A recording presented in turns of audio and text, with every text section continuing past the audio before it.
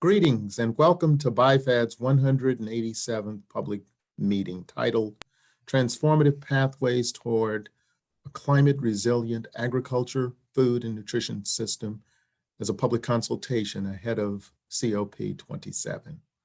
Thank you to each of the participants in this virtual room today. Your participation in today's meeting is central to BIFAD's work to bring evidence-based recommendations to USAID. My name is Lawrence Alexander. I serve as chair of the BIFAD, the Board for International Food and Agricultural Development, and as chancellor of the University of Arkansas at Pine Bluff.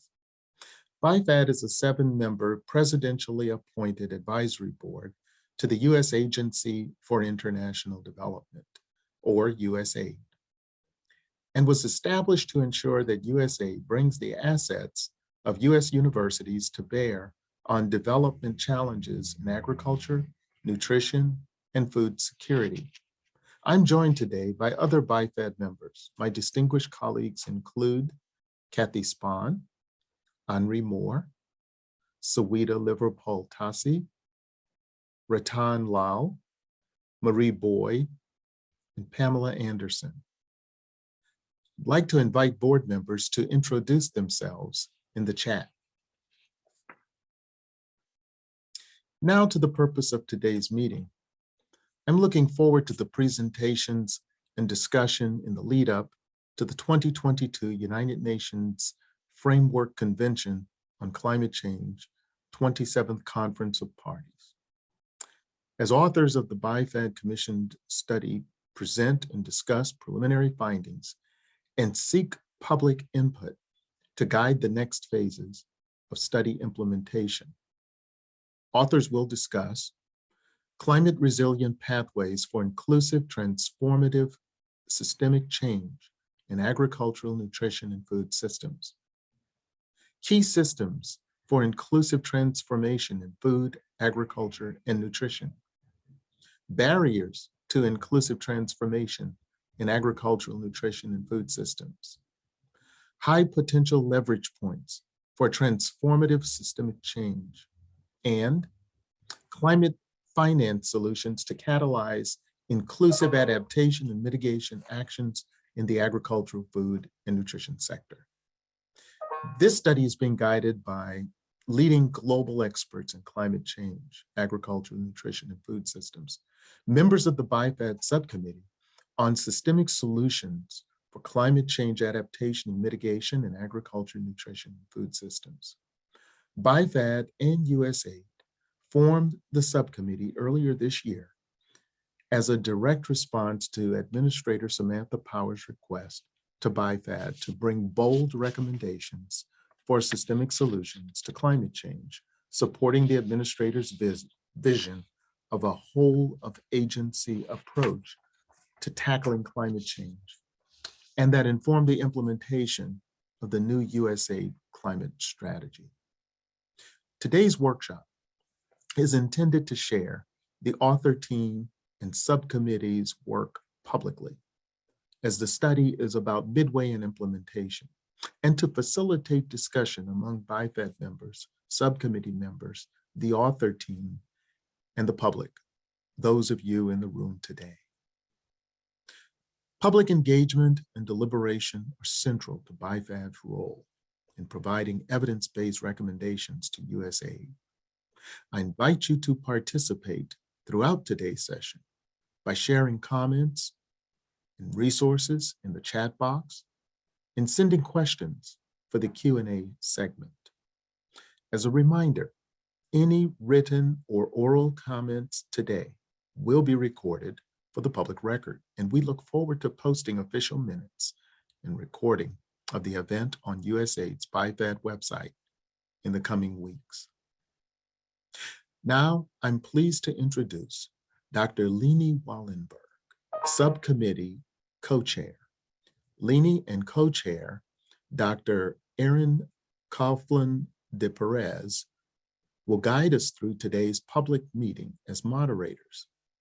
Leni is a fellow in the Gund Institute at the University of Vermont and climate and food scientist at the Alliance of Bioversity International and International Center for Tropical Agriculture. Erin is Research Director and Dignitas Professor at the Friedman School of Nutrition at Tufts University. Leni and Erin, we are so thankful for your leadership and vision on the subcommittee. We appreciate each member of the subcommittee for your vision and guidance in the commissioning of this report. Leni? Thank you, Lawrence, for your very nice introduction. I'm pleased to be here and warmly welcome all participants. I'm very much enjoying all the names that are popping up in the chat. The 13-member subcommittee, which was established in June 2022, has the mandate to provide BIFAD independent and evidence-based recommendations on priorities in agriculture, food security, and the nutrition sectors in two areas. First, systemic solutions for climate change adaptation and mitigation, and second, on innovations in climate finance. You can see here on the slide in front of you the subcommittee members' names and affiliations, and we also will provide a link in the chat, and I invite our co-chair, Erin, and the other subcommittee members to also introduce themselves in the chat. The studies report, so in the 5 months of our work, our primary effort has been to guide a commissioned study to produce recommendations. And the studies report will be completed in spring 2023. Our purpose today is to share with the public, you, the results from the study team's preliminary findings from the BIFAD Commission study, which will be produced as a working paper, a kind of a midterm product. This means you still have a chance for input on the study's final recommendations, and we therefore invite every participant here today to contribute to this meeting on a variety of different types of feedback that you might see fitting. But I would also encourage you to think about specifically, how can the study really support not just technical changes, but think about what are the behavioral changes that need to happen. Second, how can we challenge business as usual? So we're in this mess for a reason because of our existing systems. So how can we change the systems to be less business as usual?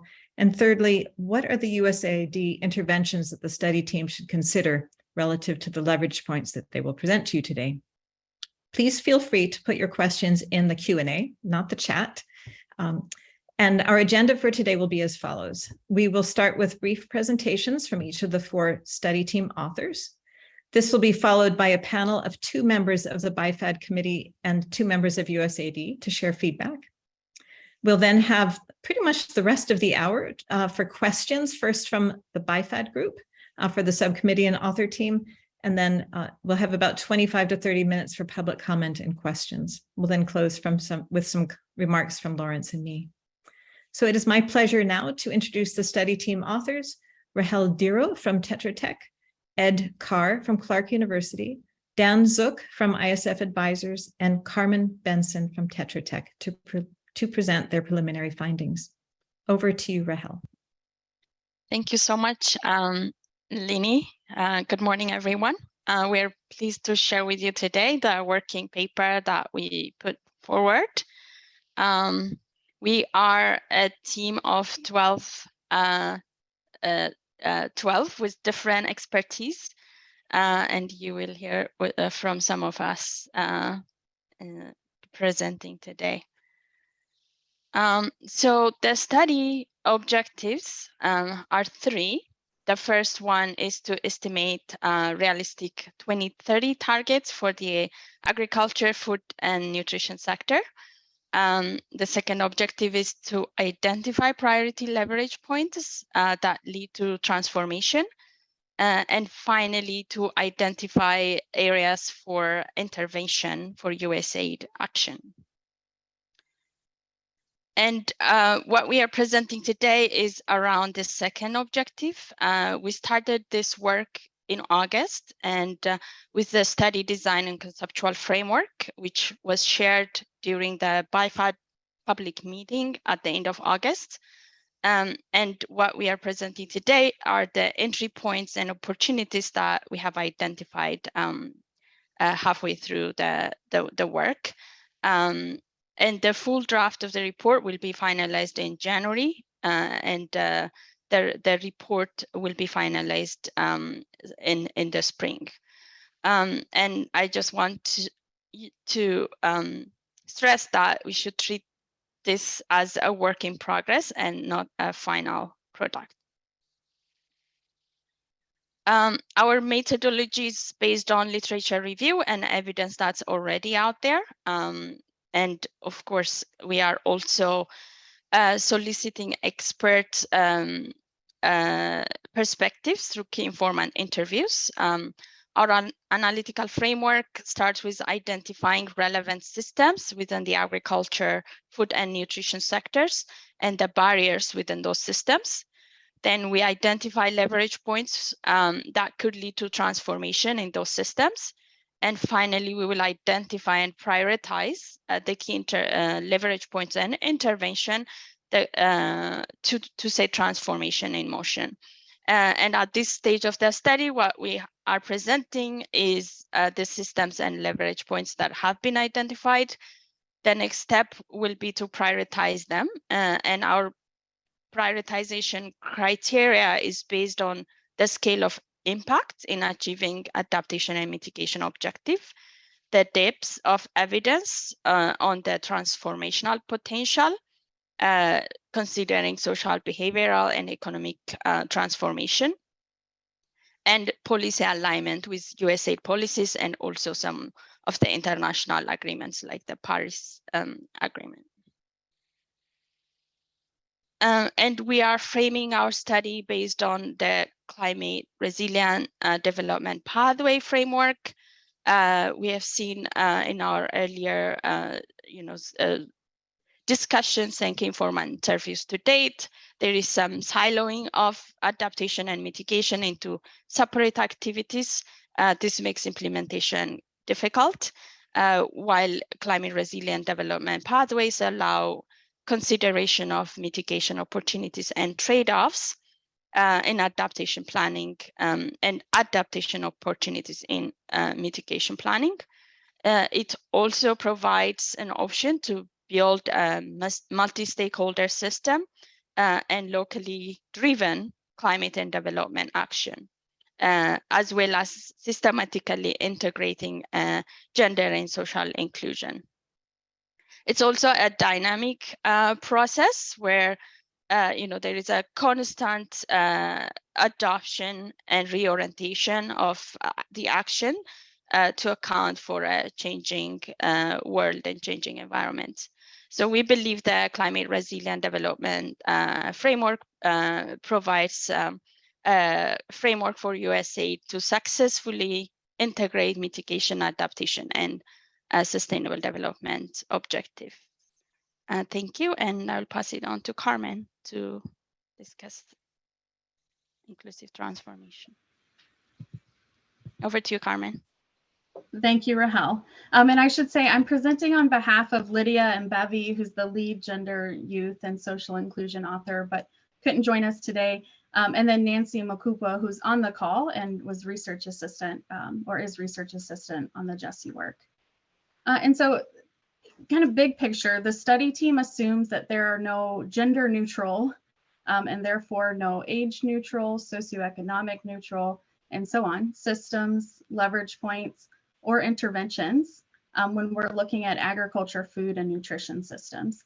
And the team has really been guided by BIFAD and the subcommittee's vision to elevate the commitment to inclusive, transformative change across the study's work.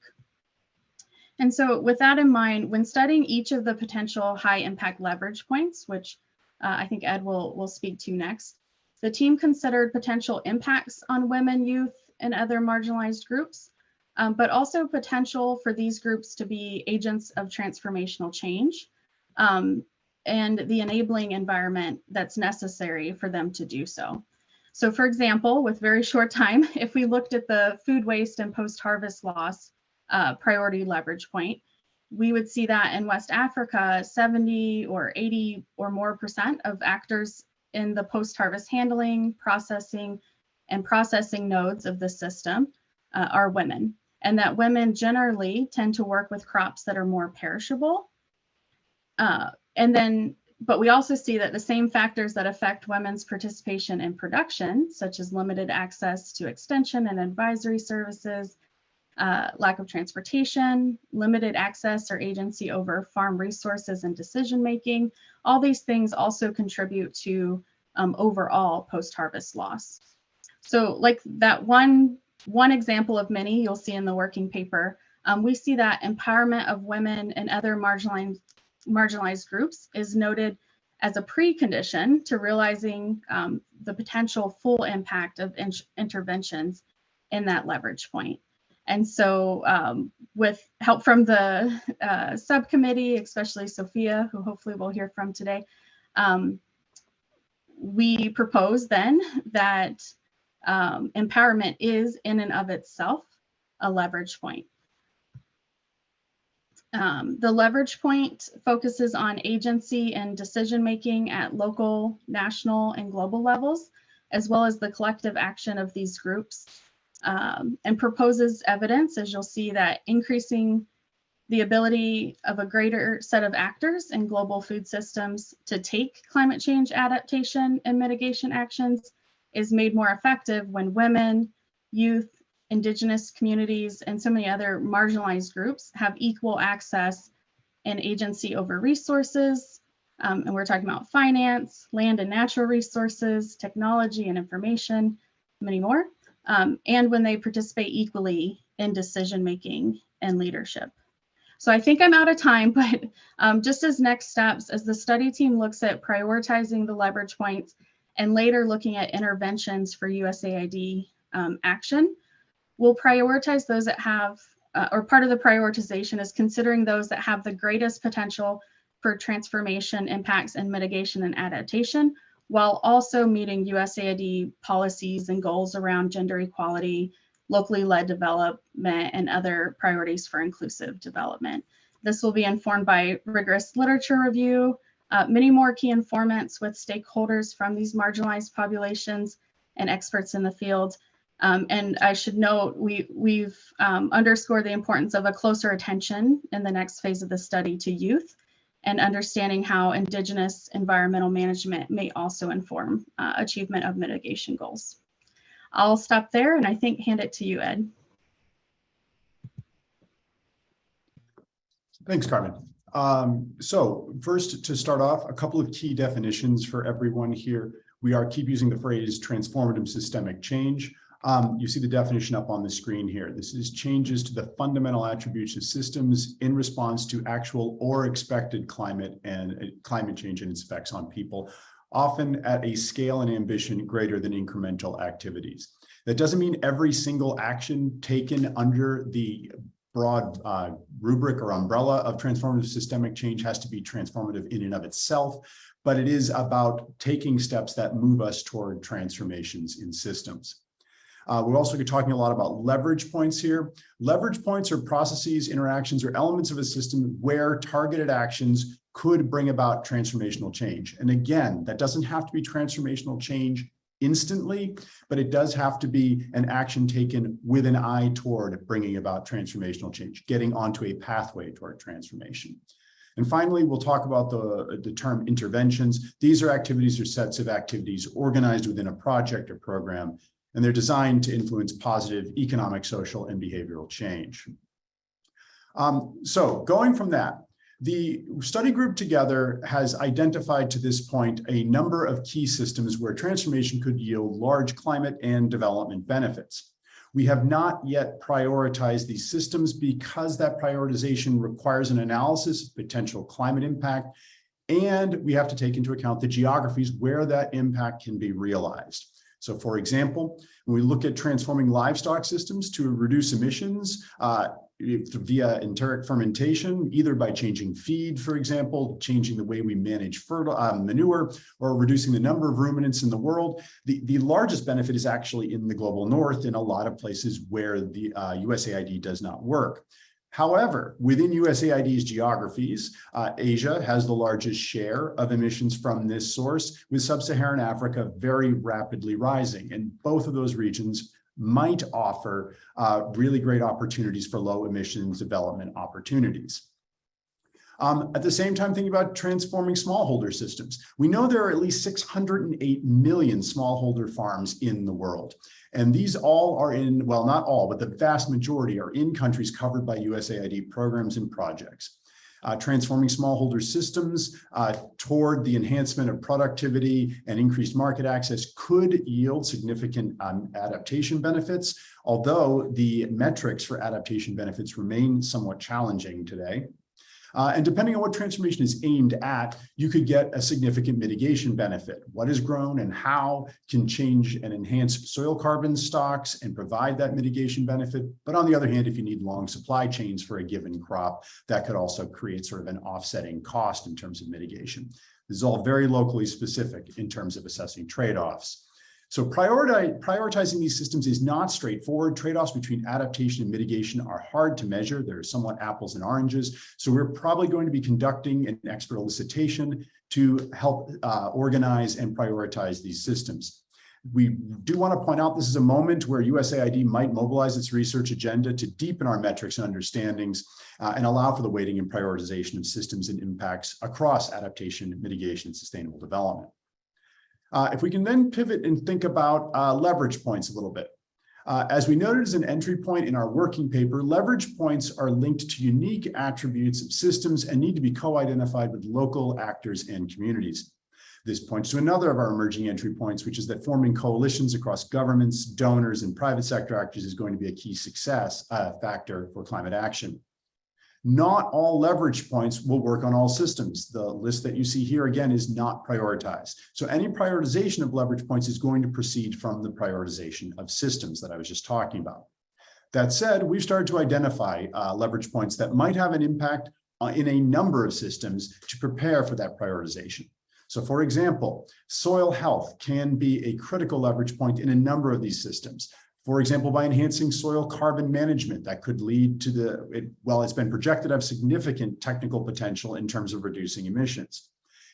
However, soil health is also foundational for the use of inputs and farming techniques that we might think of in terms of climate smart agriculture that could build adaptive capacity among smallholders.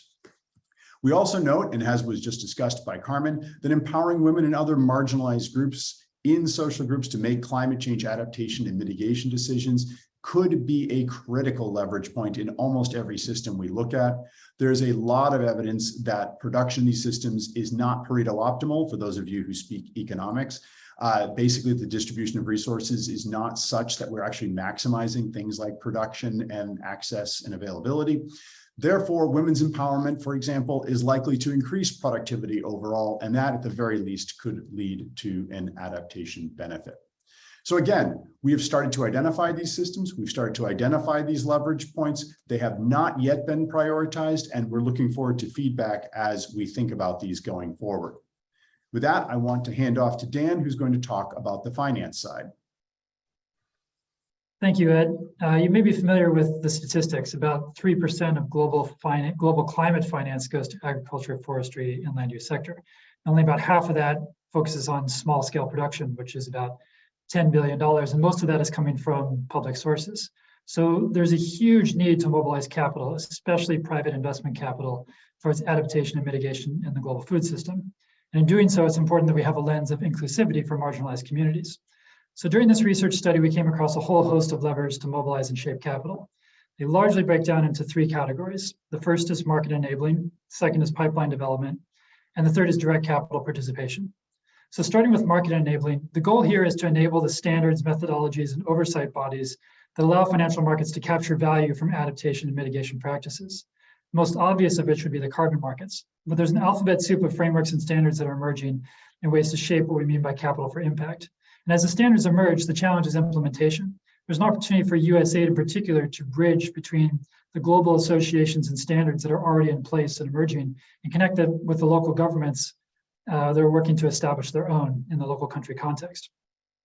We also heard from interviewees a need to unpack and characterize the range of solutions that can efficiently support adaptation, mitigation, and natural capital preservation, and understand the business economics of each, especially adaptation, because small-scale farming at the end of the day is not a large source of emissions, but it is the most in need of adaptation. And it's hard for investors to understand the range of options related to smallholder anchored production systems, and therefore to direct capital.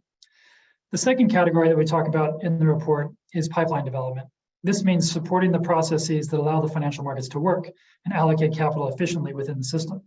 The key barriers here are limited technical expertise within financial institutions, high transaction costs, and insufficient track record of proven models. So for USAID, this means an opportunity to provide assistance to financial institutions in developing products and assessing climate risk in agriculture. This could include support for developing internal policies and processes or incorporating environmental risk data into decision-making. In terms of product development, there's a need for longer-term investment products because the time frame for climate finance and land use in agriculture doesn't always align with investors' preference for shorter-term credit. Part of the solution is developing the business case for longer-term investment horizons, which we've seen some success with in the renewable energy sector. Other financial products and instruments to support climate finance for agriculture include carbon financing, results-based financing like impact-linked funding, risk mitigation instruments like guarantees, blended finance, and a whole spectrum of insurance products from individual farmers to portfolios to regional catastrophic insurance. Finally is direct participation. This means USAID directly using its own capital as an active player to catalyze follow-on activity in financial markets. This could be, for example, using grant money to facilitate transactions and cultivate pipeline, like the Green Invest Asia program or the trade hubs. Or it could be USAID providing grant capital to fund project preparation facilities, investment structuring, or technical assistance facilities. Then there's a whole suite of financial instruments offered by the DFC, which can invest in any of the many emerging climate and agriculture-focused funds and opportunities in the market. In addition, there are opportunities to work with multinational companies or national champions on achieving commitments within their supply chain. To sum up, there's quite a laundry list of opportunities that we talk about in the report. 3 primary entry points that we focus on are supporting local governments, participating as an active player in the financial markets, and supporting the development of investable pipeline. But ultimately, context matters, and it's important to position investment support alongside the activities of peer donor agencies and national government strategies, leveraging the relevant strengths and capabilities of each. So with that very quick synopsis, I'm going to hand back over to Rahel to talk about next steps. Thank you, Dan. Yeah, so we are halfway through the study and we have another half remaining. So for the next step, we are going to outline targets for the food and agriculture and nutrition sector, and we will prioritize some of the leverage points that have been identified and also consider new ones based on feedback. We will also identify and prioritize potential interventions and provide actionable recommendation for USAID action. And throughout, we will take an in-depth look at the social aspects of transformation towards a climate resilient development. So far, what we have been focused more on the technical aspect of it, but we will take a closer look at social transformation. And finally, we will develop a plan for disseminating the findings. Over to you, Lainey. Wonderful. Thank you, Rahel. Our 4 panelists will now comment on what they suggest as next steps and future directions of the study. First, we'll have Erin Coughlin de Perez as the subcommittee co-chair and research director and Dignitas professor at the Friedman School of Nutrition at Tufts.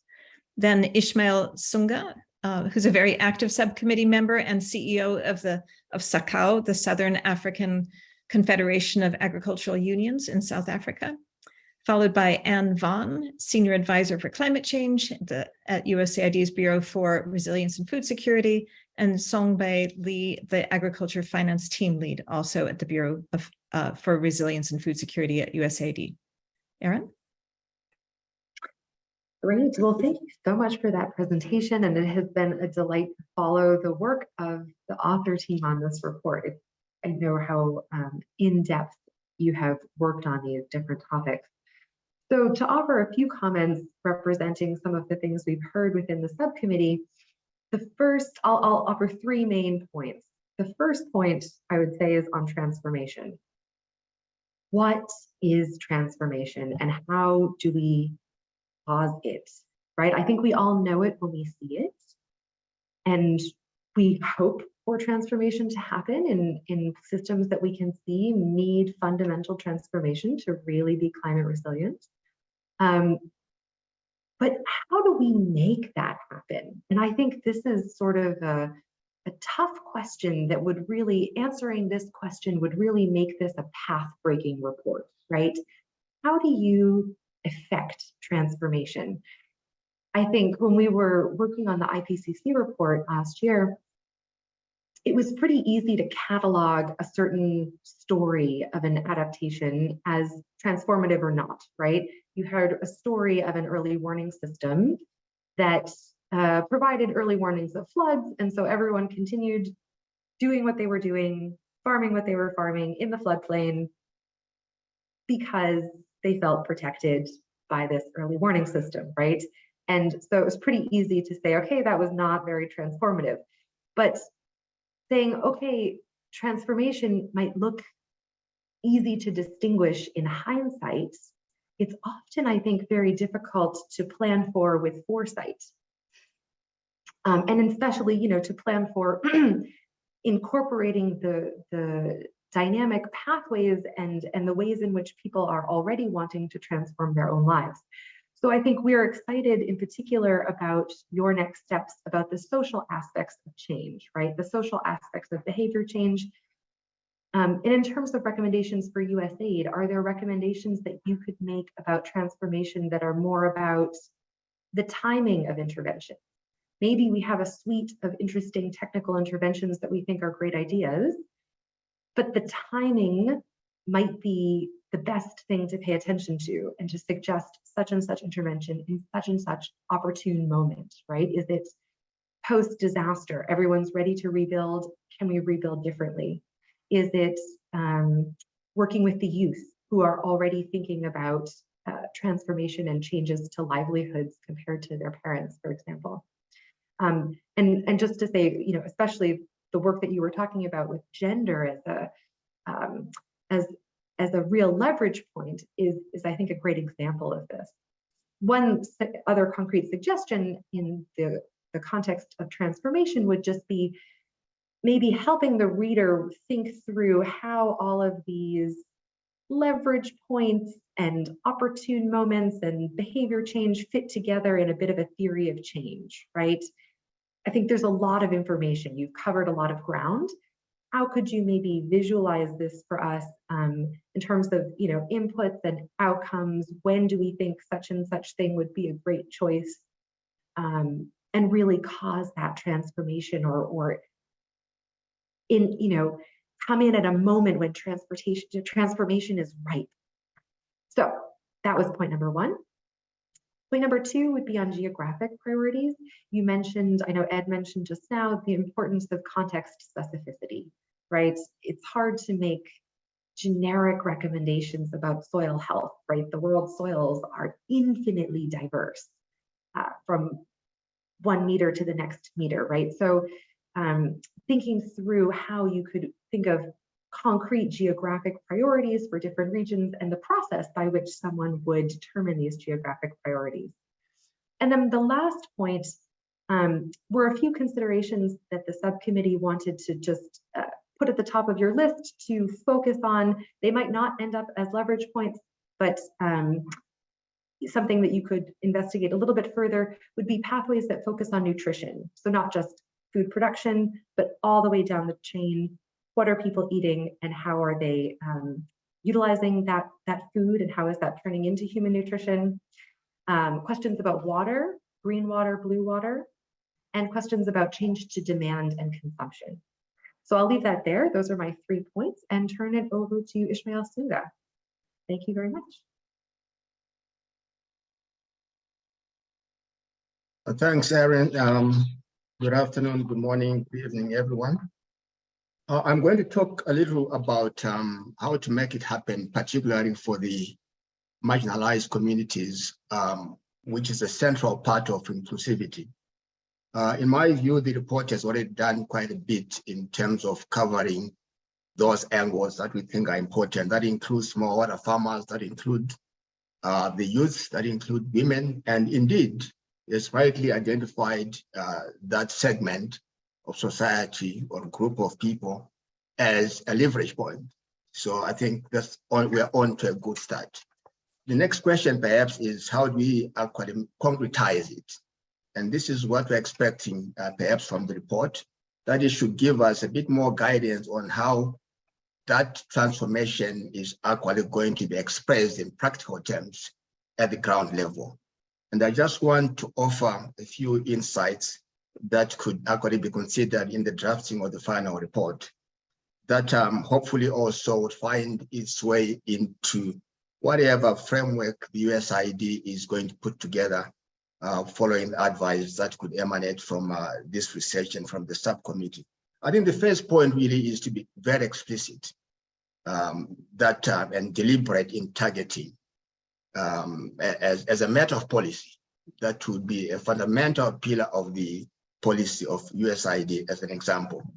And that also, that working with the institutions that actually represent the marginalized groups and underprivileged groups should be fundamental. Could also be a specifically targeted area, because it will be very difficult to work with all the individual farmers, as an example, or herders, fishermen, fisherfolk. So it needs then to look at working with meso-level organizations that represent these communities. The third point really is to ensure that the meso-level organizations have sufficient capacity to play their role in providing the required services to the people on the ground. And because they have the outreach, but they lack the capacity and means through which. So providing support, technical, financial, and otherwise support to these meso-level organizations at different levels is so fundamental and critical to ensure that things are going to happen at scale and are going to carry everyone along. And particularly when one speaks to the youth as one of those categories, it needs to be, I think, so deliberate, not only as a leveraging point, but cutting across all the other leveraging points, that we need to have a performance measurement and management system that is going to provide quantitative targets and KPIs, outcomes that are ambitious enough, and ensure that when implementation happens, it actually has to happen and take into account the numbers that would be arrived at. And of course, one has to ensure that there's sufficient consultation through the representative structures to ensure that there's feed-in from those that are going to be impacted by the implementation of this initiative. Yet another point that is important to stress here is that quite often there are a number of facilities, but are not well marketed to those that they are intended for. So communication and visibility at the ground level to enable people to see what opportunities could actually come with the USAID facilities is so fundamental. If we don't communicate it sufficiently, then it will pass over to those that have access to information and leave out. It might be a basic thing, but it's so fundamental to really look at how do we communicate the facilities that will be available. And of course, the issue of specific ring-fence facilities. It could be, as an example, establishing a special purpose youth green entrepreneurship fund. It could be a women fund. Those that will actually provide traction and visibility and action on the ground. Then lastly, perhaps we should also look at, it's a big ambition, and it will be very difficult for one single organization, USAID, to really just go at the right scale. I think they could use the facility of the USAID to crowd in other players, take the lead, mobilize other development partners, other private sector partners to come to bear with support that is going to be provided to these meso-level organizations and the people that they represent. And it could be in terms of blended arrangements, or it could actually be in terms of just grant financing or otherwise. These, in my view, could be some of the areas around which there's going to be practical demonstration of the spirit and intent of inclusiveness rather, and not leaving everyone behind. I stop here and over to you, Anne.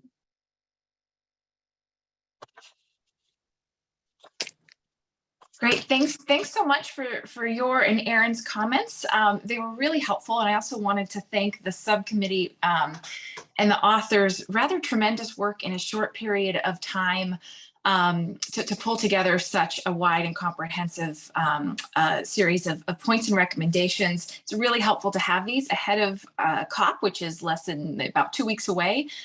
So AID can go and make sure we're hearing these good recommendations and hearing from the audience today also about what their thoughts are and better ways to advance these really important objectives.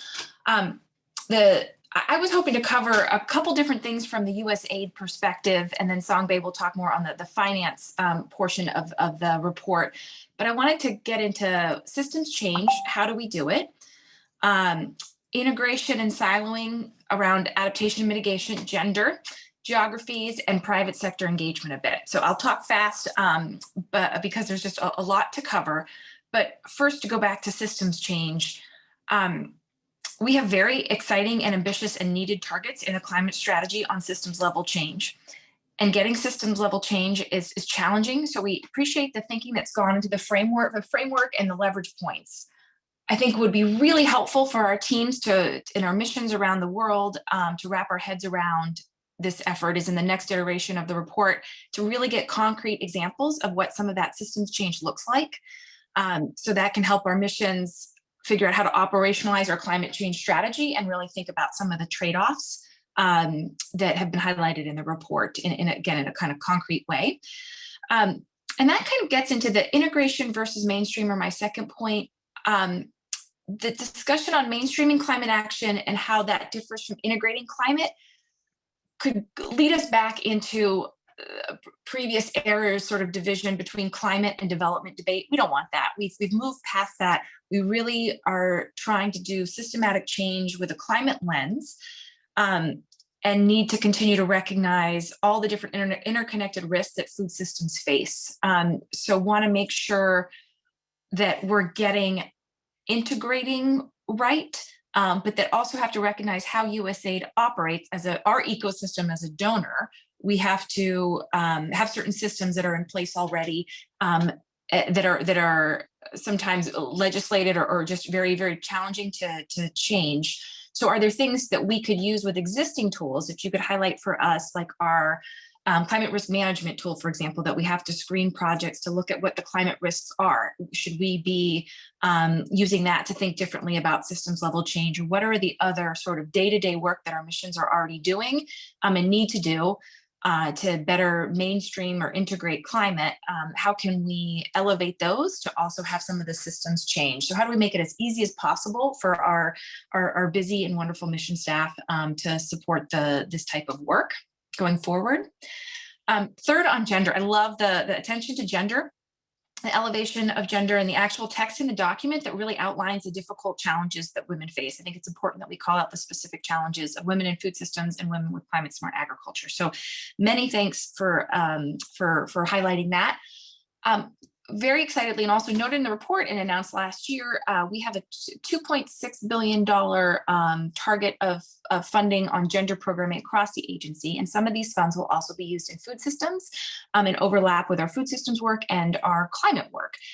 That's a great opportunity for us to think, especially in countries where that overlap, that percentage of funding of overlap of these different sort of colors of money is high. How do we go not just do business of usual, sort of normal business of normal sort of activities, but really push hard to make sure that programming is transformational. And I think we need help to think through really good examples and have highlights of examples of gender transformation in food systems with a very strong climate lens. On geographies, Aaron took the words out of my mouth. Would love to have very specific recommendations around geographies. And last but not least, in the private sector, the administrator has called on us to really elevate our work with private sector. And I appreciate the comments on ESG. I think that's not just mitigation. We're working more in the adaptation space with private sector companies, and thinks we should be able to think more holistically about also incorporating adaptation heavily into that sector. And we'll be looking to do that more at COP, but welcome suggestions on how we can make sure we're moving more of our work in concert and taking advantage of those ESG efforts by the private sector. I will stop there and turn back to the moderator. Thanks. Thank you, Anne. Over to Songbai.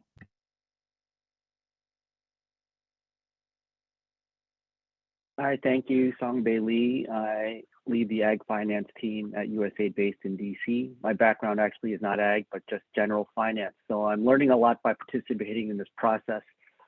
Also, just wanted to comment on the drafting team that really appreciate all the work you've done. I have not had a chance to go through the revised draft as much, so sorry if some of my comments you've already addressed since I provided some previously. So I'm going to talk about 3 broad points. First is kind of high level theoretical, second is more practical, and then third is a little bit more specific. On the theoretical, it's really something to think about, maybe not incorporate into the report, but for me, it's really what is the role of finance? And the point I would make is that I don't believe, being a finance guy, that the capital markets by themselves are going to change or solve the situation. And that might sound obvious, but I feel like sometimes when you read these type of reports, it makes it seem like if we just raise enough capital to meet this finance gap, that we are going to solve climate change. And I just think it should be clear that it's an important piece that we need to keep doing and scale, but it's not going to solve the problem by itself. Similarly, when we talk about inclusive finance, and there's a statement I read, inclusive finance for the most vulnerable communities, which I call a little bit of a contradiction. So when do you use finance? You use finance when you have a model that generates revenue that's sufficient to cover your costs and repay your investors. Sometimes the interventions we're talking about do not, but they still are justified spending the money on it because of the impacts we're looking for. But just having to recognize there's a little bit of a tension between situations that can use finance and the kind of impact we're having. And just because it has great impact doesn't mean that it can take a finance solution. On top of that, I would kind of explain that there's 2 ways of approaching this when you think about inclusive finance, impact investing, blended finance. You have traditional grant making who wants to leverage their limited grant dollars. That's coming from one direction, from the philanthropy side. And then you have the capital markets, and that's like ESG, where you're trying to change the way that money is invested. And those are 2 very different approaches with different goals in different situations. And I think that's something to acknowledge, because if you just put them together, I think it's not clear what the right solution will be in the different situations. Second, as far as roles, I think the interesting thing about these type of reports is if you presented this without saying names, would anyone know who it's presented for? Is it being presented to a donor agency like USAID, or is it being presented to a foundation like Gates Foundation, or a financial institution, a development financial institution like the Development Finance Corporation? So sometimes this report just seems like, in a good way, a report just to talk about climate change, but we really want to talk about what's specific for USAID. So first, USAID as a donor organization, but even within donor organizations, would this report be any different for USAID versus FCDO? And I'm talking about some of the points that Ann mentioned, that we have very specific, as a government agency, we have to report to Congress, where Gates doesn't. Our money, we don't want back. It's a negative 100% return financially, but the DFC needs all their money back plus a small return. So I know you talk about the different roles, but really, I'd hope that this report can be very specific, so someone reading this knows that this is for USAID in our specific circumstances. Third, getting a little bit more specific. I'd love to see more examples with more details. I see the examples in there, but just to dive in a little deeper, you mentioned the Responsibility Fund, the Climate Smart Agriculture Food Security Fund. It's a mouthful, managed by Responsibility, that the DFC is investing in. What I think the interesting details that can come out is, first of all, it's an innovative product. It's a guarantee at the MES level. So that's a little bit getting in the weeds for finance, but that's not something you see all the time. The second thing is that USAID supported that. So that's a great example. That's a USAID sponsored DFC transaction through the USAID transaction window at DFC, the Mission Transaction Unit. Now that's a lot of acronyms, but my main point is that is a way that USAID can support climate finance that you actually have in your report that you can tease out. Other ones that are not mentioned, but are other examples that could be included, is MCE Social Finance. They are raising an agri-SME fund, also with USAID support, that's going to have a strong climate focus. Delhi Africa, it's also another program supported by USAID that's mobilizing capital for climate smart agriculture for SMEs in Africa that also has a climate focus. I think the other two I would just specifically mention are Cinch, which is an activity in Africa that's giving farmers, aggregating land and giving farmers an option, smallholder farmers options to get out of farming. And that's supported by DIV, the Development Innovation Ventures at USAID. And finally, I'd mention this Climate Shot as an existing network, which the type of work that's already being done. So one thing I always worry about these reports, other similar reports, how can we make sure we're coordinating so we don't duplicate efforts? I mean, even within USAID, it's kind of hard for me to keep track of all the different climate reports being written by different parts of the agency. I will, Lenny, I see, I don't know if I didn't track my time, if I have another minute or two, or I can pass it back over. Okay, and then there's 3 additional things I'll just touch on, but won't get into too much detail. First is, when I think about finance, to me, you do need to get a little bit more into the weeds. So the first thing is the benefits of going through a fund versus directly to an organization. There is definitely a bias for us to want to work directly with the SME, with the business. Whereas from a finance perspective, it's so much more efficient and a way to do in a risk-adjusted way to go through funds. You know, so if you're investing for yourself, of course, it's more fun to pick individual companies, but there's a reason you can't pick companies in your 401k because it's too risky. So that's just something to think about. Second, equity versus debt. We have examples in the report.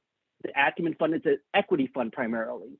The Responsibility Fund is a debt fund. Why are they different, and what are the different outcomes that they're looking for? Because when you have those very different products, you're going to have a very different investment approach. And finally, the transaction size. That's something to really raise up. If you're talking also the Smallholder Resilience Fund by One Acre Fund, that's talking, One Acre Fund themselves is talking about less than $100 loan sizes. The fund will be a little larger because they'll be dealing with SMEs, but that's very different than the Responsibility Fund, which would be doing deals in the millions, $5 million, $10 million sizes. So to understand to me, the proxy of the transaction size can give you so much information about what you can or cannot do with finance. And the last point I'll make is just, what is the role of developing countries versus developed countries? I don't know if you incorporated it, but just acknowledging ourselves, like one thing that I have a problem with, because just calling myself out, is that we're contributing to these reports, asking smallholder farmers or SMEs in developing countries to change their behaviors, and how much am I changing my own behavior? How much responsibility are we as a developed, rich country that's caused all these problems taking and thinking? Somehow I read these reports and I feel like we're saying that they have to solve these problems that we created. Thank you. Wonderful, Songbay.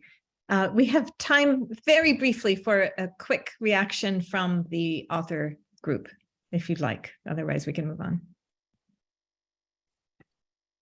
Maybe quickly to say that we appreciate the suggestion. I've been taking notes, and I believe the other co-authors are also taking notes, and this is exactly what we were hoping for from this panel. So thank you so much. Thank you, Rahel. And definitely themes of how to translate to the specific, and specifically for USAID, echoed throughout everybody's comments. So thanks again to all of the panelists. And now we shift to our questions, both from BIFAD and the public. First, we'll start with BIFAD questions to the study author team and to the subcommittee. So I believe we have Pamela first. If you'd like to begin. Thank you, Lenny. Good morning, everyone. And first, I also really want to thank everyone, the subcommittee and the author team, for all of the work that you have put into this. It's impressive.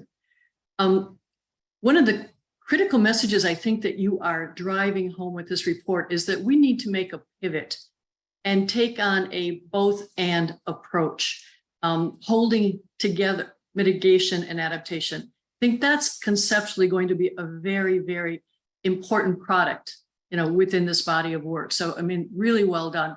It really comes through in the 9 potential high impact leverage points. I would hope as you go forward, the document right now is very thin on your methodology, and you alluded to some of it this morning. But I think as you go forward, given the weight, because those impact leverage points are going to be a major output of the report, it would be wonderful to shine some more light on how you got to them and just be a little bit more transparent and explicit about that so that they don't get questioned, so that you've got transparency. And the other thing that really struck me this morning, and I think it was Ed who explained that you're going to first prioritize the production systems and then use that prioritization to prioritize the leverage points. So one of the comments I wanted to share back with you is, I think it would really strengthen this body of work a lot if you could dig in and do some concept clarification in that front part of the report where you address the production systems. You define what you mean by a system, but then you don't really give an operational definition of production systems. And when I look at those systems, it really feels like a mixture of sometimes what is being produced. You know, it could be fish, it could be cattle. And I found a glaring gap in terms of forestry. Sometimes the production system is based on how things are being produced with or without irrigation, with agroecological methods or not. And sometimes it's about who's producing, the smallholder farmers. And I get the sense that that's coming from what you're finding in the literature. It would really be interesting for you all to grapple with this a little bit and see if you can get some concept clarification about what we mean by a production system.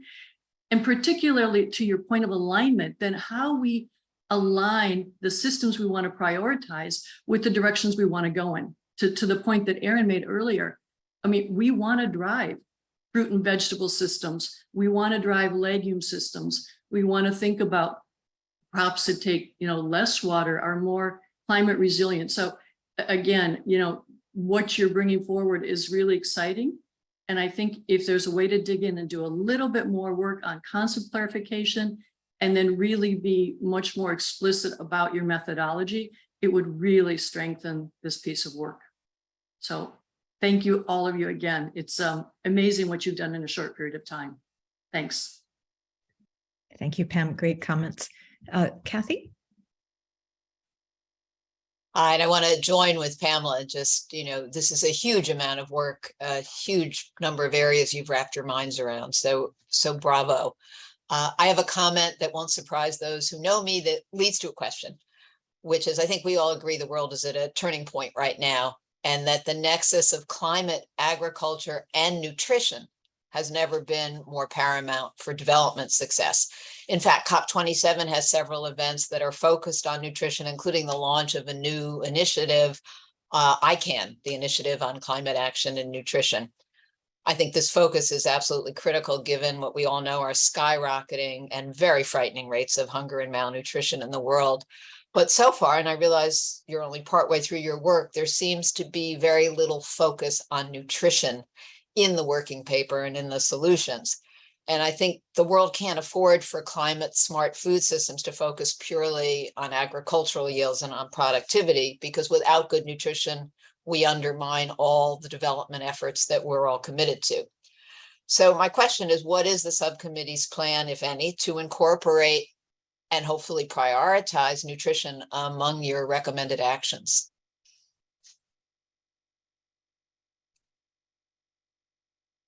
Thank you. And I think we'll give the study team authors and the subcommittee a chance to respond to those two questions.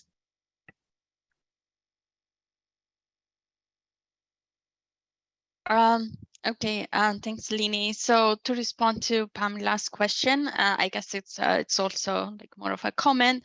We appreciate the comment, and we recognize maybe we haven't done elaborated our methodology, and we will do that in the next draft.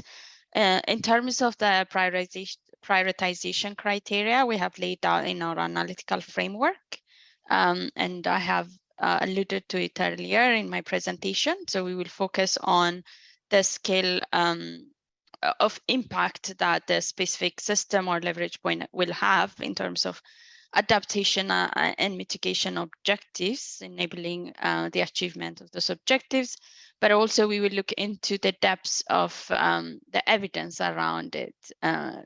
Is it really practically applicable in terms of transforming systems? So for new areas or more innovative ideas that have not been tested and where the evidence does not really exist, we will consult with key informants, experts in the area, and we will also consider those. And the other one that is alignment, policy alignment with the USAID. Also, I mean, this was address some of the comments made earlier on making the recommendations very specific to USAID context. So we will consider USAID policy, especially as we get into interventions to make a very specific and actionable recommendations. But yeah, we appreciate that comment. Ed, I think has something to add. Just a very, very quick follow-up to Rahel's point, and Pam, thank you for that comment and question. One of the things that's really come forward in our work here is an opportunity around USAID's research agenda, because as it turns out, all this work we've done for years, really kind of in stovepipes around adaptation or mitigation, has allowed us to think about measurement within those stovepipes, but thinking about measurement across those stovepipes in a way that allows us to prioritize. There isn't much work done on that, and it's actually making this pretty challenging. So Rahel did lay out what we're going to do on that front, but we're also going to flag that there's an opportunity here to foster more work on this to help us think about how to bring together adaptation and mitigation in the context of climate resilient development. Thank you, Ed. And would somebody like to comment on the nutrition question? Jess, perhaps? Jess Fanzo? I don't think she's on. I am. I'm here. Oh, fabulous.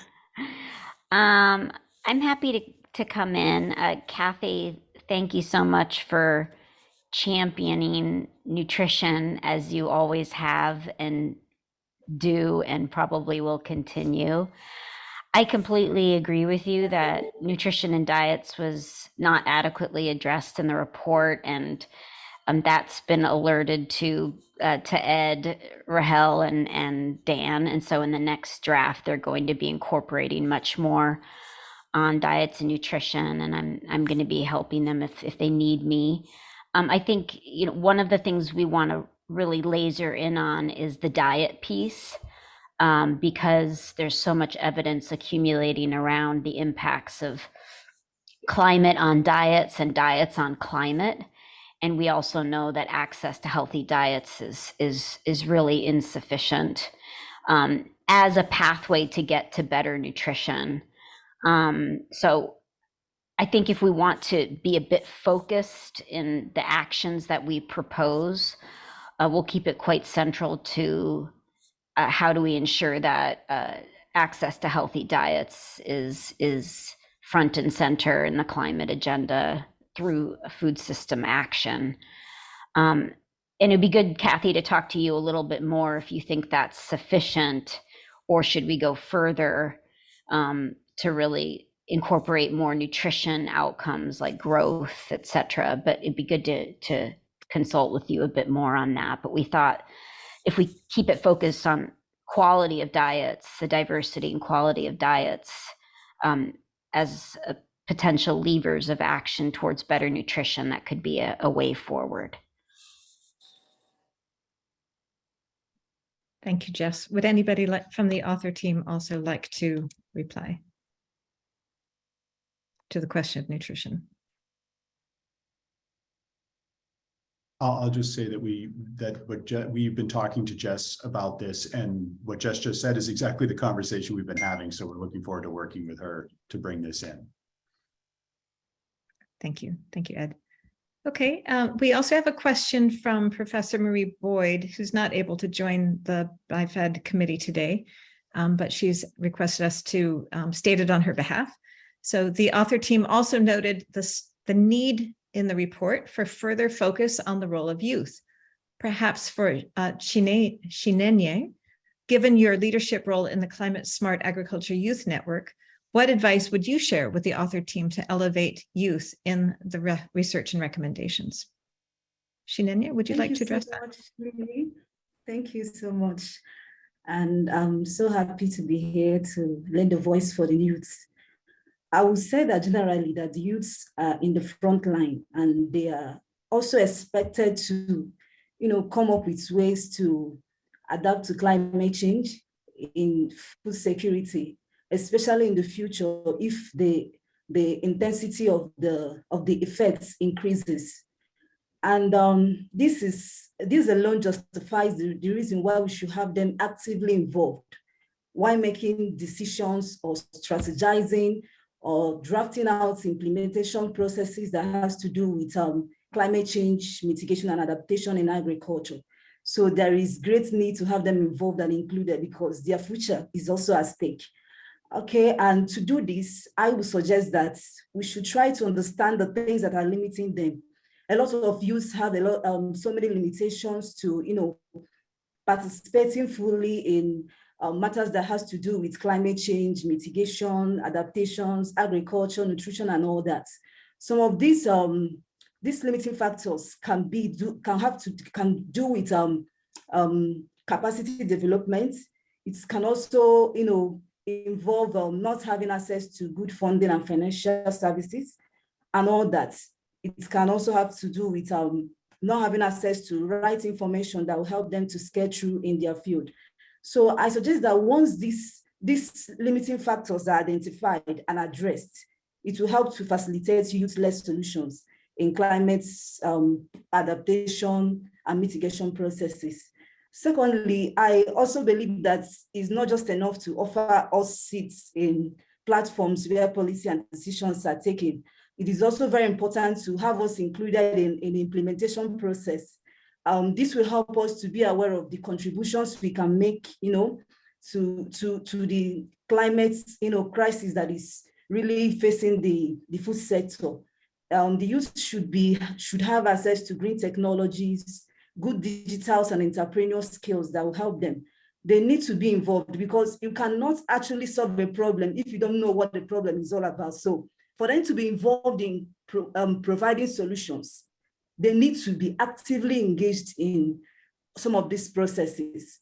So some of the things we've been doing in Climate Smart Agriculture Youth Network, our organization is not actually a funding organization, but when it comes to capacity and advocacy, we are doing a lot of work in that regard.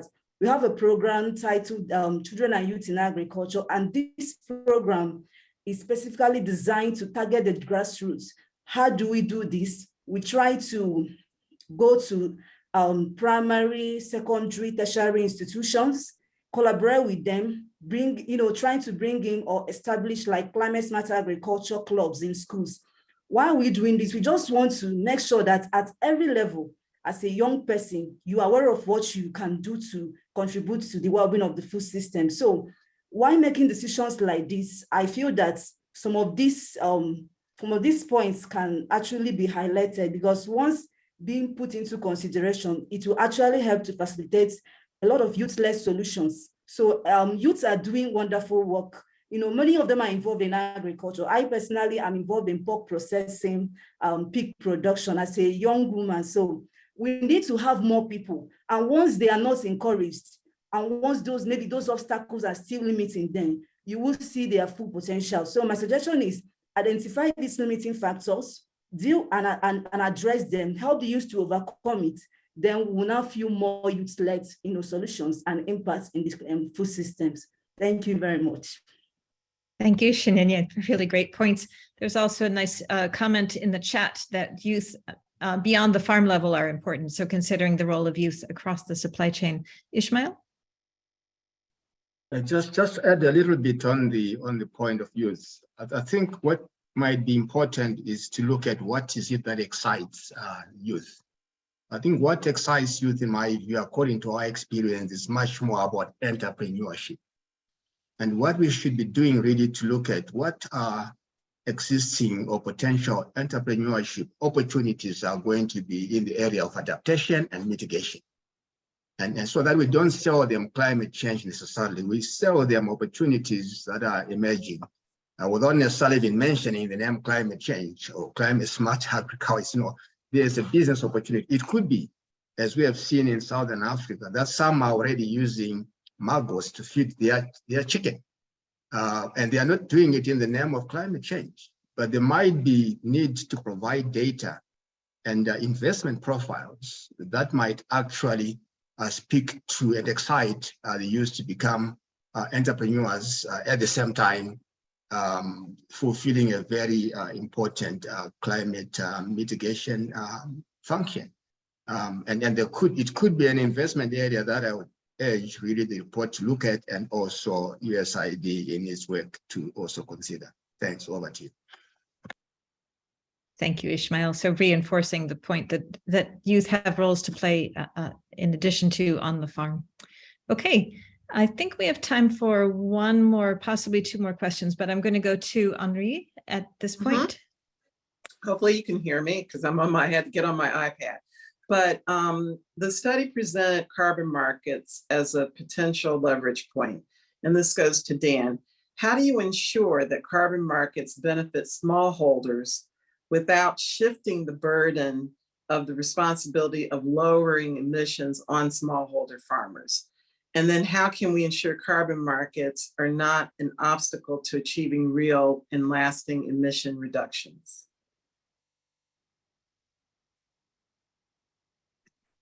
Dan, would you like to address that?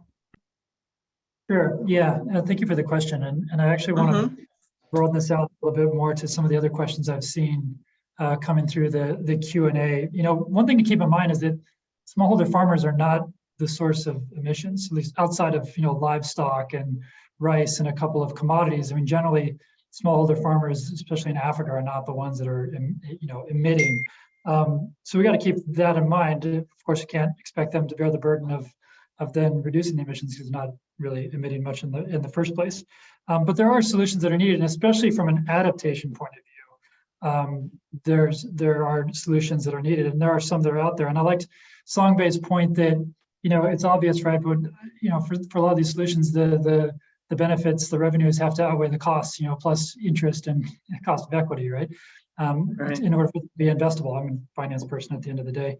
And some of these solutions are profitable, some are not. But like I've actually, there's some chatter in the Q&A about this. I've not seen like a really good inventory of the solutions from the point of view of which ones are investable and which ones are not. And even those that maybe aren't investable, maybe with a little bit of a push, they could be, you know, and that's where there's an opportunity for the de-risking or some grant support.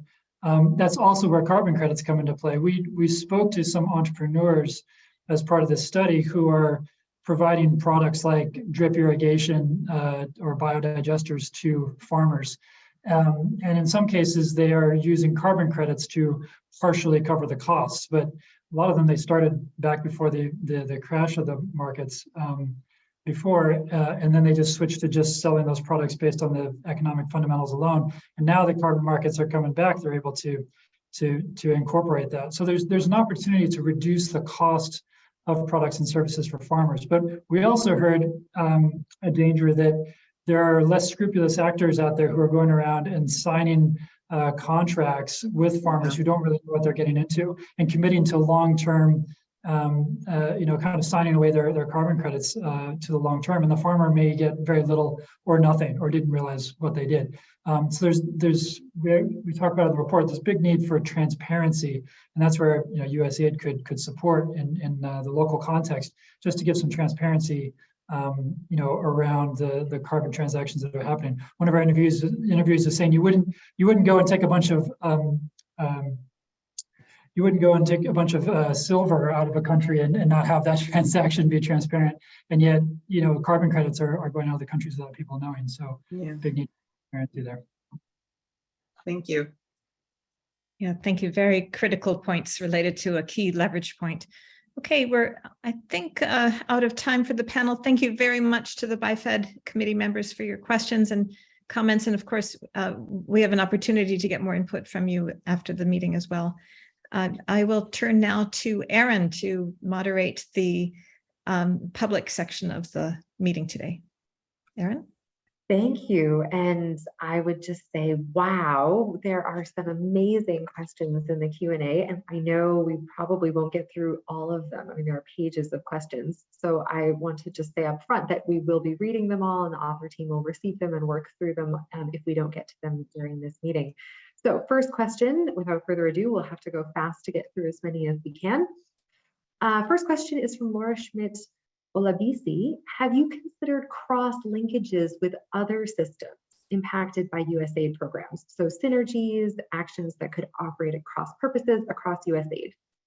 Over to maybe Rahel or Ed on this one.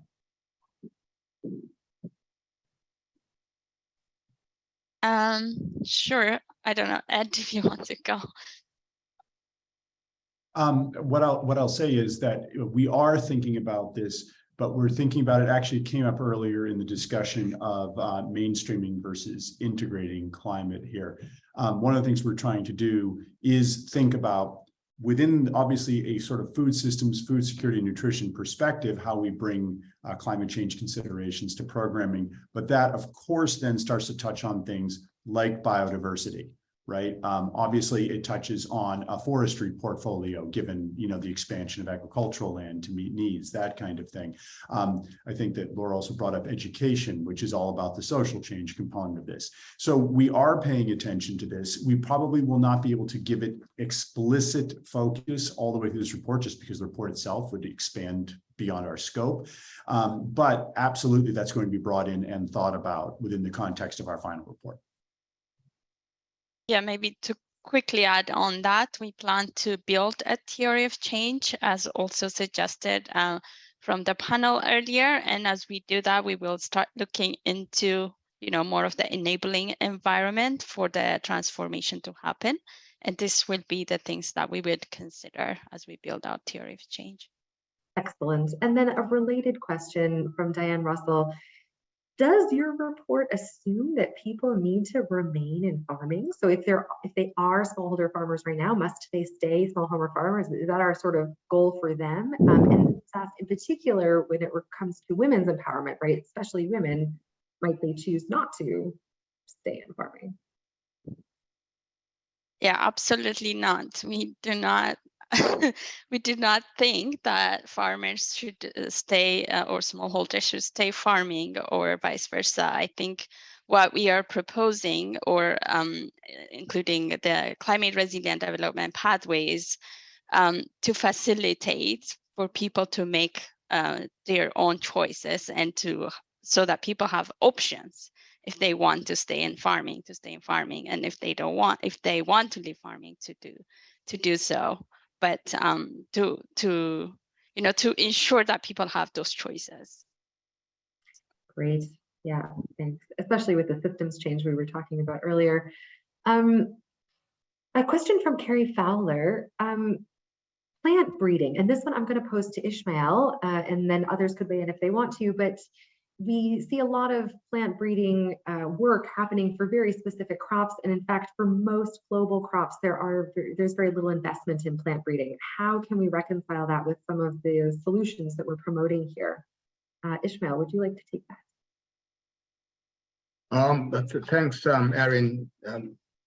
The way that I would approach it is this, that in terms of transformation, we are going to be relying on different inputs, different systems, all interplaying with each other. There are going to be technical solutions that will be important to advance, and there are going to be social engineering aspects. So there is space for everything, as long as the vision is more towards transformation.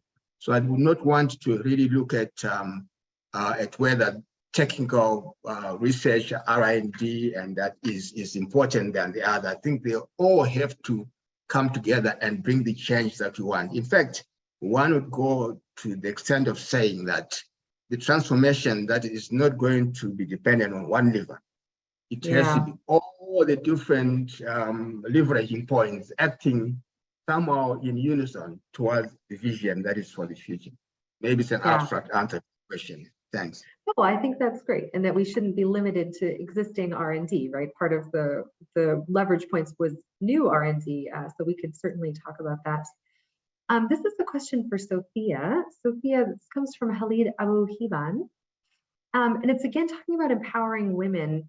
And the question is really saying, look, you know, in some countries, maybe there isn't a policy context that is conducive to empowering women, right? There are there would be some substantial pushback.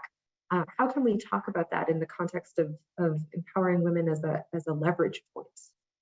Yeah, I hear her. Yeah, thank you. Can you hear me? Yeah, Yeah. I really agree with your question about policy. You know, we do have a lot of policy. The women's movement has been really successful in many ways in getting more gender and development issues into national policies in different sectors, but we're not necessarily seeing the change on the ground. And so I can really empathize with that question. I relate to it. So I think, you know, what we need to be looking at, especially in terms of agriculture, is action at the local level.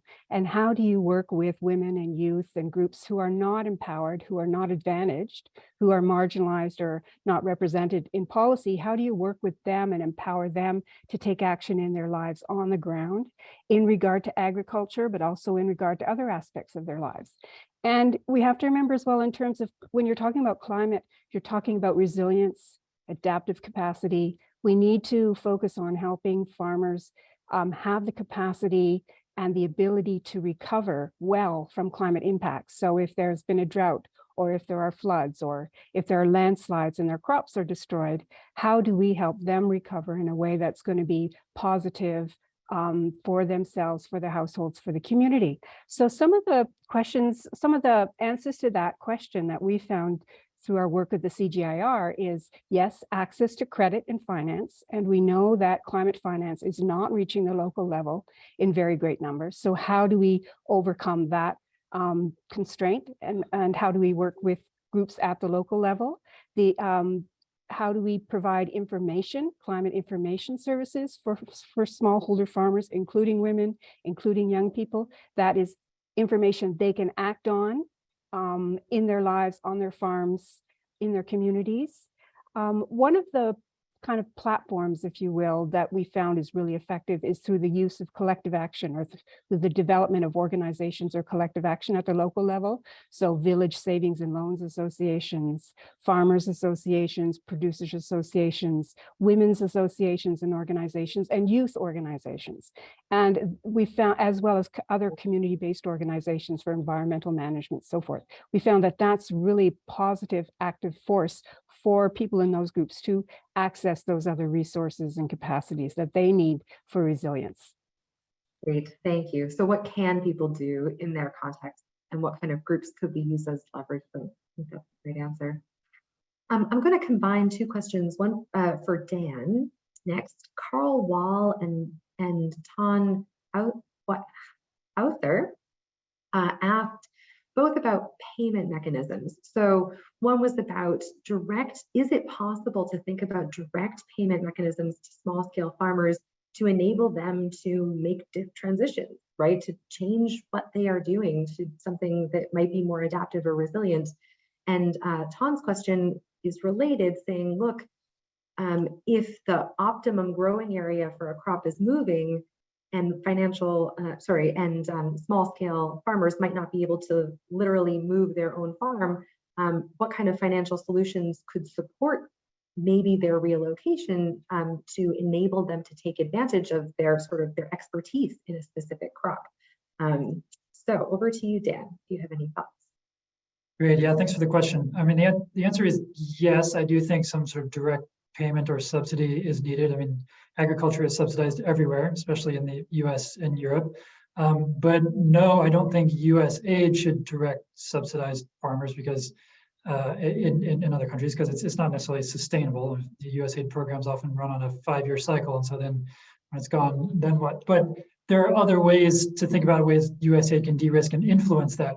Number one, in a lot of countries, there already are subsidies for farmers, and a lot of that goes for fertilizer. Well, fertilizer prices just went through the sky because of the the Ukraine crisis. So maybe we need to be rethinking how those subsidies are used, for transformation towards regenerative practices. I definitely think there's opportunities to work with local governments to be thinking about what are the productive regions of the country, and if it is going to be shifting, then what commodities should farmers be shifting to, or what other kinds of employment could they be shifting to? It's the first time Songbay mentioned I think it was the Cinch program, first time I've heard of that, which I thought was very interesting, sort of aggregating up farmers in order to aggregate the land and finding other ways, other employment opportunities for those farmers. So I think those kinds of activities, working behind the scenes to catalyze programs and enterprises that can indirectly subsidize farmers, or working with the local governments to subsidize farmers is the way to go. Great, thank you. That's a great suite of answers. Thanks. Next, maybe we'll take a little bit of a question from Noel Gerwick. So this is a question about ruminants, and it's getting at this crux of the adaptation mitigation question, right? So ruminants are major greenhouse gas emitters, but animal-based products are important aspects of nutrition. So this is a question for maybe Ed, Rahel, or someone else on the author team, or maybe even Jessica, if you want to comment on the nutrition aspects of this. But could you talk about, is there space for ruminant agriculture to grow? What would be the expectations there, and how can adaptation and mitigation balance a little bit on this topic? I'll come in a little bit at the front end of this, and then I'll let my colleagues follow on. Noel, really, you're pointing right at one of the big challenges we have for sort of prioritization and working forward on this. On one hand, right, we can absolutely look to outstanding published literature that talks about, for example, the technical as well as feasible potential for mitigation by addressing the number of ruminants in the world, how we feed ruminants, how we manage the manure, all of that kind of stuff. However, those sorts of discussions tend to be detached from the nutrition question that you're asking. And that's actually the next level stuff that we need to try to do as we're doing prioritization, such as we can do it. Whether there's a knowledge gap or not that prevents us from doing that, we don't know that yet. That's something we're going to need to be working on. But you're pointing to exactly the kinds of prioritization that we need to do. Great. Mario, are you able to speak? Yes, sure. Thanks a lot. So yeah, that's a really, really important question. And perhaps let me break it into three parts. Livestock products are basically nutrient dense, and we call them nutrient bombs. They're very, very effective ways of providing animal protein and micronutrients to poor people. Take not only ruminants, but also poultry and poultry in all its forms, eggs, for example. They're excellent. From the ruminant perspective, the key here is we need to actually ensure that we promote sustainable intensification, which will actually increase milk yields and will reduce emission intensities. But at the same time, we need to try to reduce animal numbers. And this is basically because, each animal will consume way too many resources. So having less but more productive cows then becomes a way of achieving mitigation, achieving adaptation, and increasing production to satisfy the nutritional needs of people. Doing this has a really fundamental effect of reducing land use, which is really, really important, and reducing the pressure, for example, on feed resources, reducing the pressure on trade-offs between food and feed, which are often faced by smallholder farmers in the tropics. Should I plant forages to feed my cows, or should I plant maize and beans? It's these kinds of things. And knowing that there's limited land for agricultural expansion, it is necessary that we have these integrated strategies. Can we increase animal source food production? Yes, I think that we can, but not to levels promoting consumption of animal source foods at the levels of OECD countries, but certainly to lower levels, trying to achieve healthier diets from sustainable food systems. Oops, great, thank you. And there was an additional question somewhat related from Ruba Hindi, and this one I'll pass to Lini. If you could talk about how we measure the impact of climate smart agriculture in terms of mitigation, right? So how do we measure greenhouse gas emissions reduced, sequestered, avoided, especially in the short term? Do you have any quick comments about that for Lini?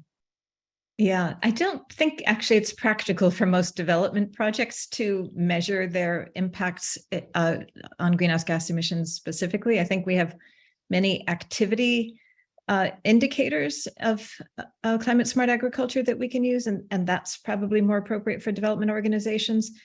And then we would relate those to studies on how those activities relate to greenhouse gas emissions through chamber studies, for example, or so measurements on the field or measurements of the animals themselves in chambers. Thank you. Great. Erin, can I add to that for a second? Yeah, please. Yeah, I support what Lini said completely, but also, you know, we've been working, for example, with the Gates Foundation, developing tools so that they can do ex-ante assessments of the environmental impacts of their proposed projects. So, and this is important because they want to ensure that the projects that they fund fall in line with, you know, mitigation guidelines that countries want to achieve, and a range of others. So these kinds of ex-ante tools will be made available to other development organizations to really start looking at this in an ex-ante way before the project has started, and if necessary, adjust the projects to make sure that they actually do no harm. Great, ex-ante thinking. This sort of answers an additional question on a related topic from Noel Gerwick, who was saying, look, you know, it's good to hear about talking about adaptation and mitigation at the same time, but often the geographies that you might prioritize, if you were looking to prioritize major investments in adaptation, you might pick a different geography than you might pick to prioritize a major investment in adaptation. So, and so I guess I'd love to just sort of conclude this question of this mitigation adaptation overlap by sending it back to Rahel and Ed, if you wanted to say anything about this in terms of priorities for system transformation and how you're juggling the sort of the big wins with the big picture of it all. So I can try to take this on, and I think, Erin, actually some of the answer to that question goes back to something you posed in your comments to us, which is what we have not yet done is developed theories of change that link priority systems to priority leverage points, to the interventions that would work on those leverage points, to sort of expected outcomes. And we need to develop those theories of change. And in doing that, I think we would answer Noel's question for a variety of systems and leverage points. He's absolutely correct. It is not that we are going to go 50-50 adaptation, mitigation every single time we intervene in a particular place. It is figuring out where the right balance of those things is. And sometimes it's going to be really heavy focus on adaptation with an attention to the impact of those actions on, say, mitigation outcomes, as opposed to necessarily acting on both. But yes, I appreciate the question for the opportunity to clarify that when we talk about climate resilient development, we're not just talking about always doing both in equal measure in all places, but considering both in the context of development goals, in this case, in the context of goals for food security and inside food systems. Great. So moving away a little bit from that false dichotomy question, I'd love to move to some of the questions about process. So this is a combo question from Noor Sedik and Olawunmi Ilisani, who are both talking a bit about the process. And I'm going to push this out to some of the subcommittee members that we haven't heard yet who are on today. So Tyrone, Andrew, and Angelino, if any of you would like to come in next. Here's your question. The question is about roles, the process, right? So what are some roles for academic and research work that US universities could work on in partnership with local universities, for example, in countries around the world, or specific research areas that we should focus on to generate the evidence that is needed to enable these transformations.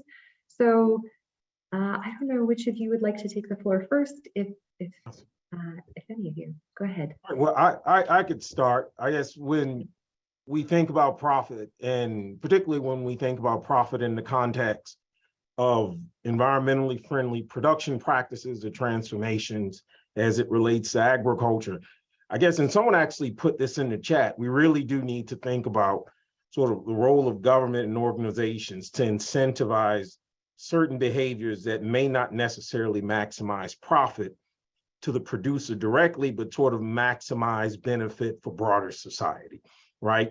And so there is always that role of government, because when we think about climate smart activities, we really are trying to address what would be considered a market failure, right? The negative externalities of actually trying to sort of be purely profit driven. And so governments need to intervene in any respect there, just to address the market imperfections. The last thing I'll say is we haven't really talked about this, and that is the role of agricultural cooperatives and producers coming together. And through sort of cooperation, one can incentivize good production practices that could actually lead to the collective profit of the group and not just sort of individual profit for each producer.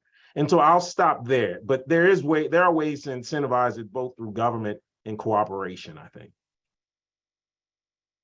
Great, and I'd love to acknowledge that someone actually put a question. You also answered another question that was asked about the economic viability of some of these solutions. So I appreciate that people are thinking in the same way. Angelina or Tyrone, would either of you like to comment on research work and collaboration? Sure. Thanks for the opportunity. I think there are so many off-ramps in terms of clarifying and detailing specific entry points emerging from the study. And one of them that stands out really clearly is the further work that we need to do in gathering and clarifying around Indigenous knowledge and those knowledge systems and how we best apply them. Because one of the emerging trends that we're able to see from the engagement through the KIIs is that many Indigenous communities have a sense, and traditional communities as well, have a sense of the natural pathways that they need to follow. But of course, there's been some level of attrition in terms of the resilience of those methods that they've tried over time. So how do we best collate what exists and triangulate them with the standard USAID interventions and point of views? Because it's not a case where we're entering spaces where there's a blank slate, but drawing those points of connections. I think there's need for that rapid research and alignment. That would be a great opportunity. The second thing that's a great opportunity here for USAID is to really tease out that message that emerges from the study, which is that de-risking is really an opportunity for innovation and for linking smallholders with market mechanisms. And detailing specifically how that would happen is a really key next step. And I'm emphasizing that specifically because how the study is sort of teeing up the de-risking process is that it's not singular, it's sort of multi-layered, where you have to engage and put into dialogue the market segment of things, the donor coordination, and of course, the policy alignment that's happening. What are the best case scenarios or the recommended practices for linking those three elements to enable sort of efficient de-risking in the food and agricultural systems? Great, yes, so critical. Angelina, anything you'd like to add here? Yeah, sure. And I know we're running tight on time, so I might be shorter than I normally might be, right? But I think both Andrew and Tyrone already started to hit the nail on the head. I guess to go back to the question of, collaborations across universities internationally, if I may frame it that way. I think one of the discussions we've had in the subcommittee on how you engage with behavior change and how you facilitate that in the short and the long run is one of those areas that is ripe for these collaborations, right? And better understanding them. So there's, first of all, I think the report that's going to come out of this activity, which is very, short run, and we need to produce for that. But I think in the long run, as we think of how do you engage with behavior change and facilitate that, because it's not just about the scientific changes that need to occur, but also people adopting those changes and going along, for lack of a better term, with these changes. I think that's an area where there is a lot of room for, if you will, US universities and universities abroad to collaborate. And going back to what Tyrone was saying, I think what he meant in terms of indigenous knowledge and what communities know is an area where, there's a lot of room for better understanding of what people, basically their perceptions are and how you engage with those in terms of behavior change. So let me leave it at that. Thanks, Aaron. Yeah. Fantastic. I completely agree. And I would note that Kristen Oplenik asked a similar question in the chat. So I'll put a pin for the study team to think about that question about behavior change. If there's anything you'd like to say about that, I'll give you the final word in just a minute with a question. But first, Peter, I see that you've got your hand raised. Would you like to add? Yes, thank you. I would just like to follow on what Tyrone was saying about the traditional knowledge. And there are in fact established surveys that you can implement to identify these, what we call local experts, local resources. And when you identify them, they give you this very grassroots layer of social capital that you can then start building around, because you will come across all sorts of people with all sorts of skills, some of them, old skills, and some of the skills that they've learned more recently. And when you aggregate them together, this gives you a very solid basis to start working on a plan, a community plan, an inter-community plan. And it feeds into the whole idea that we really need to be looking more at the sociological aspects of the problem and not so much the technical. These people, in fact, have a lot of those technical skills. And when you bring them together, you not only bring those skills together, but you're also creating a platform for further learning, for learning amongst themselves, for learning from others outside of the community and teaching others in the community. So it's a really solid basis to start action at the community level. Thank you. Thank you. Excellent. So I think we only have time to pass it to the study team for conclusions. So I'll give you two sort of tough questions to conclude with. One is countries are already on pathways, right? And people have written lots of documents about their plans and their own pathways. And they've done a lot of analysis and consultation to say, here's where we're going. Here are our priorities for our food systems. How can you incorporate that in those pre-existing plans and momentum into your report and your findings and your suggestions for USAID in terms of leverage points? And then second, coming back to the one that Angelino and many people have been commenting on about leverage points for transformation, how can we work in terms of transforming roles, incentives, relationships, norms, power dynamics? This is this question from Kristen Oplenik, and the former was from Julie Howard. So if you want to offer any final comments on those 2 points, that would be great. So maybe Rahel, would you like to start? Yeah. Thank you, Erin. And yeah, I appreciate that question. It's also something that we have been thinking about. I guess throughout the discussion today, we've been hearing a lot about being specific and specificity, and that's exactly what we plan to do next. And as we get to, to look at intervention and, all the specific requirements to make those interventions happen, we will look into policy alignment within USAID policy, but also the country policies, the NAPs and NDCs, as we look into also different geographies. So definitely look into those things as well to, as we try to get to very specific recommendation, we definitely have to look at those, and we plan to do that. Maybe I will ask Ed to address the second question on the social aspects of transformation. Thanks for help. Yeah, so the social aspects of transformation are, as I think has been pointed out by a number of people today, it's actually the most challenging part of transformation in a lot of ways. I mean, technology is important, science is important, and policy is important, but in the end, getting down to the social level is really where change is going to happen. We've been looking at this. We're starting to work in the background. We have the advantage of having Sophia Hoyer on the subcommittee, who's also been helping us with this. But I'll just point to one thing, like, there's emerging evidence in the literature that, for example, working on part of why we have de-risking as one of our leverage points is when you reduce risk and vulnerability within systems, we see nascent innovations coming out of those systems. In other words, not being imposed on people, but people taking up different roles and responsibilities because the space has been open for them to do so. So we'll be looking at that kind of evidence and thinking about how we can align that evidence with the kinds of interventions we're talking about to build out to leverage points and systemic change as we go through the rest of this report. Fantastic. Thank you, Ed. That's brilliant and exciting. I have to say that we're out of time for the Q&A, but we could continue for hours, it seems like. What great questions, what thoughtful and deep answers.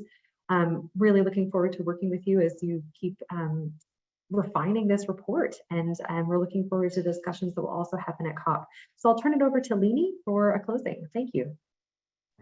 Thank you, Erin. So thank you to the co-author team, to the participants, to the BIFAD committee, and to our panelists. It was a very full agenda and very rich in terms of content. We've heard about the need for specificity, not just in terms of interventions, but also specificity to USAID. We've heard that finance is not a panacea. We need to think about the economic viability of interventions, as well as how to direct finance in a most targeted way. And we've also heard to think out of the box, not just in terms of agriculture, but in terms of nutrition, in terms of women's exit from farming, and in terms of value chain and youth's role. So I think we've received some very targeted feedback to the co-author team and the subcommittee, and for that I thank you. The BIFAD subcommittee will now use the comments today to guide the study team's efforts and final recommendations for the report that, as we mentioned before, will be done by spring 2023. And we expect to have another public consultation at that time when the report is completed.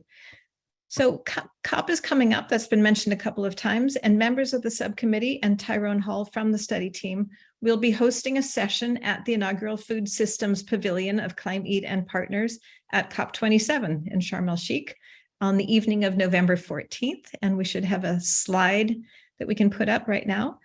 This will be a listening session, so another opportunity for public input, and members of the subcommittee and study authors will present preliminary findings there to address 3 points: how to improve recommendations for ambitious implementation of USAID's climate strategy, to identify points of consensus and key gaps based on feedback from the wider agriculture, nutrition, food systems, and climate change communities, and finally, to strengthen the utility of the study based on community recommendations. So with that, I'd like to close the input from the subcommittee and turn over to Lawrence. Thank you so much, Lini. The discussion today has been very robust, and it gives us much to consider as the subcommittee and author teams work continues. I'd like to thank the subcommittee, the co-chairs, Lini, Erin, and all of the subcommittee members, our USAID panelists, Anne and Sangbe, the study authors, the BIFAD support contract team, the USAID colleagues for their support of today's meeting. And thank you, each of our participants today. Your advice, questions, and resources shared are very important to BIFAD. As Lini mentioned, the subcommittee and author team will also facilitate a listening session at the Food Systems Pavilion in a few weeks at COP27. There is a link on the screen to register to attend in person or to view the live stream on November 14th. Please watch the BIFAD website in your email inbox for more details very soon. And now this concludes the public BIFAD meeting, and we thank you very much for your participation today.